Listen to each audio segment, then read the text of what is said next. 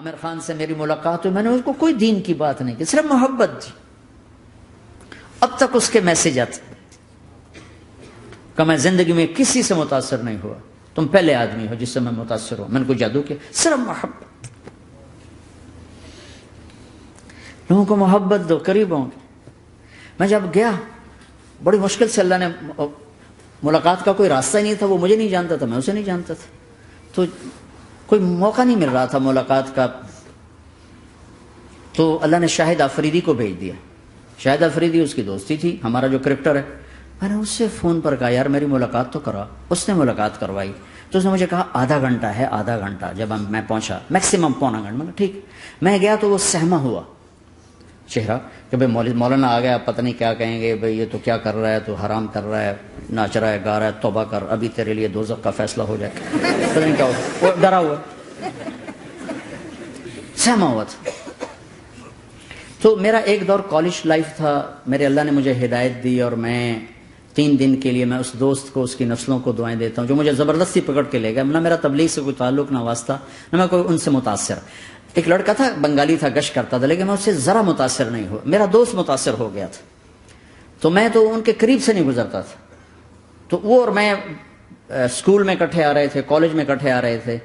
تو وہ متاثر ہوا، وہ 3 دن کے لیے جا رہا تھا تو مجھے بتائے بغیر میرا ہاتھ پکڑ کے لے گیا. مجھے کام ہے، چلو میرے ساتھ. اور میں اس کو انکار نہیں کر سکتا تھا، یہ میرا اس کا تعلق. اب بھی اسی طرح بھائیوں جیسا تعلق. میں اس کا احسان ماں، مجھے زبردستی لے گیا. ہمارے پنجابی کی مثال ہے، کبے نو لت لگی وہ سیدھا ہو گیا. وہ جو ہوتا ہے ہنچ بیک ہوتا ہے نا، اس کو کسی نے لات ماری تو سیدھا ہو گیا. مہربانی بھائی تیری لات سے میں سیدھا ہو گیا. تو مجھے تو وہ کبے والی لت پہ گئی. تو اللہ نے مجھے اس طرف لگا دیا. اور جب میری کالج لائف، میں نے کالج کا بہترین سنگر تھا، اسکول کا بہترین. یہ جنید جمشید کیا ہے جو اس زمانے میں یہ سارا کو اٹھایا میں نے سارا کیا ہے. تو اب وہ بیچارہ ایسے بیٹھا ہوا.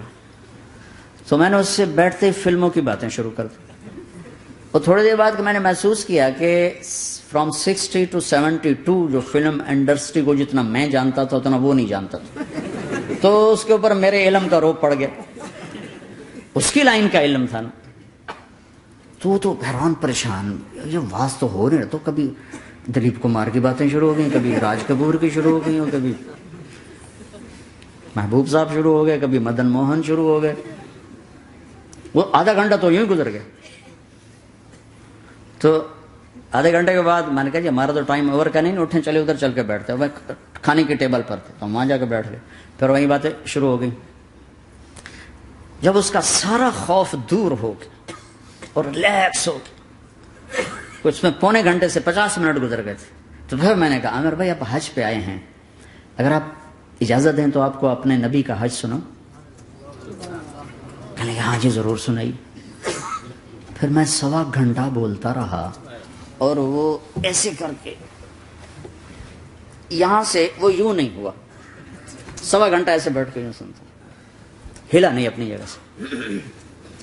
لوگ محبت کے بھوکے ہیں، تم فتوے دینا شروع کر دیتے. 2 گھنٹے کی ملاقات کے بعد جب ہم نکلے تو نیچے تک چھوڑنے آیا عامر خان. حج کے بعد میں نے کہا ایک ملاقات اور ہو جائے گا، ضرور ہوگی. پھر اس کا میسج آیا کہ میں مدینے چلا گیا ہوں، معذرت چاہتا ہوں. میں نے کہا میں مدینے آ جاؤں گا. میں مدینے پہلے ہو آیا تھا حج سے پہلے. تو اس نے کہا کہ آپ 14 تاریخ کو آ جائیں، 4 سے 6 کا ٹائم میں نے آپ کے لیے رکھا ہے. تو میں جنید اور ایک اور ساتھی ہم دوبارہ وہاں چلے. 4 بجے 4:15 ہم اس کے ساتھ ہماری سٹنگ شروع ہوئی. 4:15 سے 10:15 تک 6 گھنٹے مسلسل. اور اس کے ماتھے پہ ذرا نشان نہیں آیا کہ میں بور ہو رہا ہوں. اور اس کے بعد ہم اٹھے، اس کا جی نہیں چاہ رہا تھا کہ ہم اٹھ کے چلے جائیں. محبت. پھر ایک امتحان پڑ گیا. میں اجتماع میں تھا رائمنڈ کے پچھلے سال. اس کا میسج آ گیا میری فلم تلاش آ رہی، اس کی کامیابی کی دعا کرو. چنگی بڑی. میں کہا اب کیا کروں؟ جواب دینا بھی ضروری، دعا بھی نہیں ہو سکتی، کیا کروں؟ تو جب وہ میسج آیا تو میرے سامنے کوئی 10-12 علماء بیٹھے تھے. میں نے کہا بھائی یہ میسج ہے، اس کا جواب. کہا جی یہ ہمارا فیلڈ نہیں تمہارا ہے، تو ہی جواب دے. میں سارا دن سوچتا رہا، مجھے کوئی جواب سمجھ میں نہیں آیا کہ جان بھی بچ جائے، جواب بھی چلا جائے. پھر اگلا دن بھی گزر گیا، مجھے کچھ سمجھ میں نہیں آیا. میں عصر کا وضو کر رہا تھا، ایک دم اللہ نے ایک مضمون دل میں ڈالا. تو میں نے فوراً بیٹھ کے اس کو میسج کیا کہ عامر بھائی، جو کریٹو ہوتا ہے نا ذہن، یہ اللہ کسی کسی کو دیتا ہے. تخلیقی ذہن یہ اللہ تعالیٰ کسی کسی کو دیتا ہے، ہر ایک کو نہیں دیتا. اور یہ اللہ کی بہت بڑی عطا ہوتی ہے. اور میں نے تمہارے ساتھ جو وقت گزارا اس میں میں نے دیکھا کہ اللہ نے تمہیں تخلیقی ذہن دیا ہے، تم کریٹر ہو. اور جو لوگ اس ٹائپ کے ہوتے ہیں وہ کامیابی ناکامی کی پرواہ نہیں کرتے، وہ اپنے کام سے کام رکھتے ہیں. آپ کا بھائی تو فوراً اس کا میسج آیا، آپ ٹھیک کہہ رہے ہیں، آپ ٹھیک کہہ رہے ہیں. بات ہو گئی پہ میں تھا ہانگ کانگ. میں نے وہاں سے اس کو میسج کیا.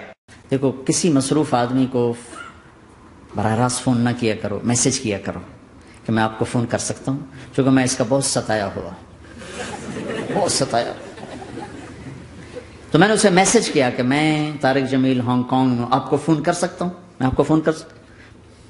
میں ہمیشہ اسے، اب بھی میرا فون پہ رابطہ ہے، میں پہلے اسے میسج دیتا ہوں میں آپ کو فون کر سکتا ہوں. اگر اس کا جواب نہ ہے پھر میں نہیں کرتا ہوں. کبھی وہ خود کر لیتا ہے، کبھی وہ میسج دے دیتا ہے کال کر لیں. تو تھوڑی دیر بعد اس کا فون آ گیا کیونکہ میں اس وقت دلی میں ہوں، کانفرنس میں تھا. تو میں نے آپ کا میسج دیکھا تھا، میں اٹھ کے باہر آ گیا ہوں، ابھی آپ سے بات کر کے پھر میں جاؤں گا. تو اسے باتیں کرتے کرتے کہنے لگا آپ کی دعا سے میری فلم کامیاب ہو گئی. میں کہا یا اللہ میں کوئی نہیں پیتی تھی.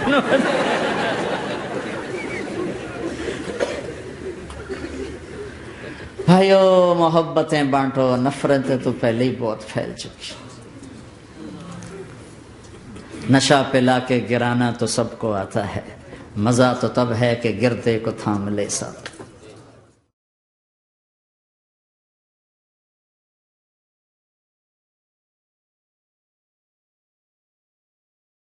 لا إله إلا الله محمد رسول الله عليه صلاة الله وآله والأحبة. لا إله إلا الله محمد رسول الله عليه صلاة الله وآله